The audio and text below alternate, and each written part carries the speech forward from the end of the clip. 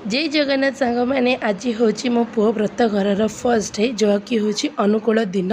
जो कि मामू घर को ताट जाए से मुझे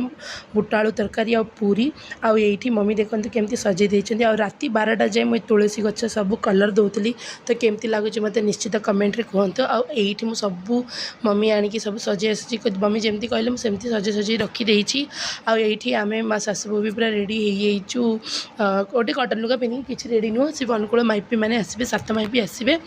आईटी देखो सात माइपी पलि आसले आईटू अनुकूल हो बिरी मुग रगड़ा होपर रगड़ा हो बिरी मुग रगड़ा होगला तापर लगिगलु आम मुग रगड़ा पर बिरी रगड़ा होगला तापर चलीगलु हलदी कुटियापी हलदी कुटला आउ राति ही आम बिरी